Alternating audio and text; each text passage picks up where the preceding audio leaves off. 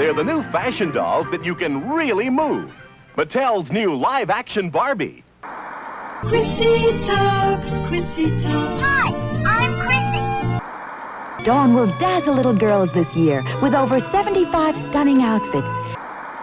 Malibu Barbie. She's Mattel's super new suntanned Barbie.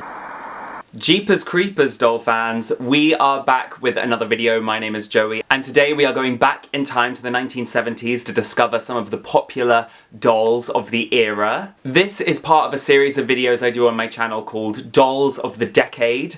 I'll put a link in the description to the playlist so you can watch the other videos. So far I've done the 50s and 60s, now we're on the 70s. If you guys are down with dolls as much as I am, please don't forget to like this video, subscribe to my channel, and check me out on Instagram and TikTok. But anyway, let's get started looking at some of the dolls of the 1970s. Okay, first of all, we have to talk about the #1 fashion doll of all time, Barbie. Of course, she had a big presence in the 70s, just as she has in pretty much every decade since the 50s. Now, the 1970s had a lot of ups and downs for the Barbie line. The decade started off pretty strong because in 1971, the Malibu Barbie line was introduced. This line saw Barbie and her friends tanned, lying around on the beach, playing games, having fun in the sun. And the second wave feminist movement inspired Barbie to look straight ahead for the first time. So the doll was no longer like looking coyly to the side anymore. She was looking straight ahead. But Barbie also became a bit of a target around this time. Lots of feminists believed that she held up harmful, beauty standards for women. And this sort of criticism, would follow Barbie throughout her existence. But there was, of course, no stopping Barbie. Live-action Barbie came out in 1971. She wore, like, this super hippie, flower power-inspired outfit, and she could dance.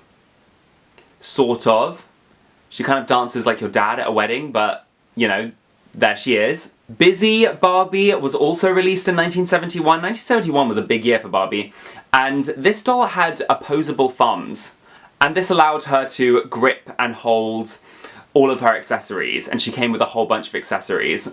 Kind of a random gimmick, being able to hold things, but, it is what it is. I would love to have a doll with opposable thumbs.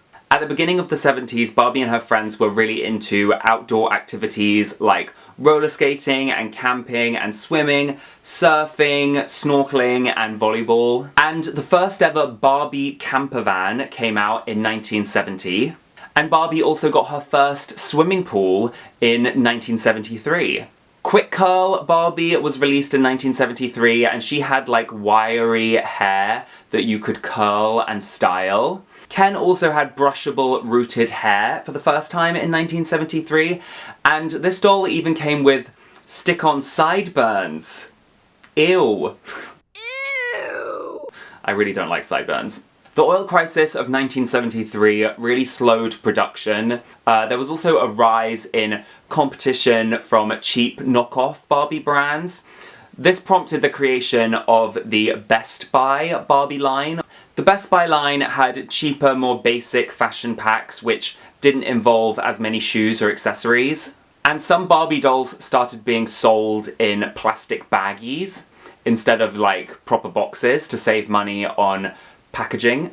Mattel released the Barbie 3-story townhouse in 1974, and this was the first Barbie house to have a real working elevator, and a working elevator has since become a kind of standard for Barbie dream houses. They always have an elevator. Barbie's early 70s fashion were influenced by the natural living craze, along with TV shows such as Little House on the Prairie and The Waltons. Pieces would include like peasant blouses, prairie skirts, long coats, and maxi dresses. Barbie also celebrated her 16th birthday on March 9th, 1975, and a really cute special limited edition doll was released. Barbie went to the Olympics in 1976, and obviously was a gold medal winner. Now, the rise of disco music and disco fashion suited Barbie perfectly. So towards the end of the 70s, Barbie said goodbye to the beach, she said goodbye to camping, and she said hello to glitter and extravagance. In 1977, Superstar Barbie was released with a new face mold, a face mold that would become incredibly iconic for Barbie.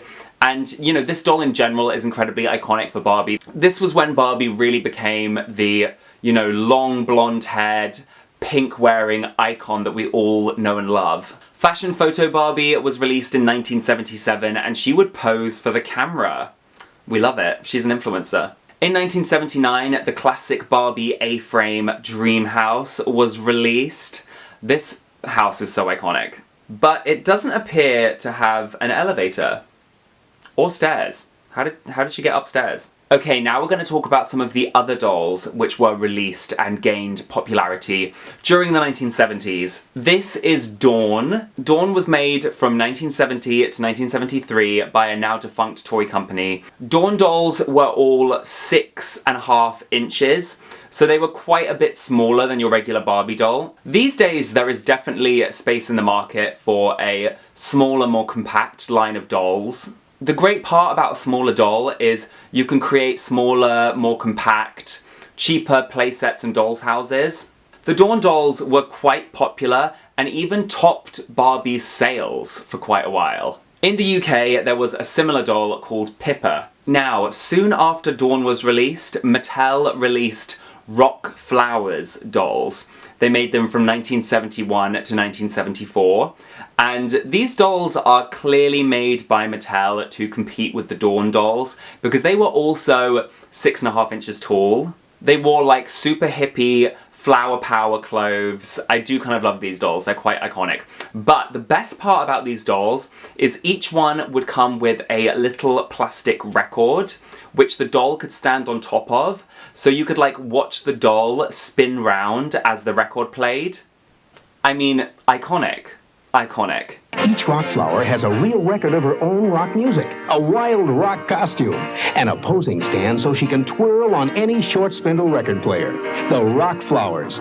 If you look at the timeline, it does kind of look like the Rock Flowers dolls managed to defeat the Dawn doll, which is a shame, because Dawn's iconic. The Chrissy line of dolls was still super popular at the beginning of the 1970s and ran all the way up to 1974. I actually spoke about this line in my last video about the 60s because she was introduced in 1978. But in the 70s, they also introduced some friends and family members for Chrissy, including her friend Kerry, her cousin Velvet, and Tara, her African-American friend. The main gimmick with the Chrissy dolls was that they had like a piece of hair that could grow longer and shorter, so you could like restyle her hair. People were really loving the hair play dolls in the 1970s. Talking Chrissy was also released in 1971, and she could talk. Poor Chrissy looks like she's had a rough night from this picture. A doll called Smarty Pants was released in 1971, and she supposedly could answer your questions.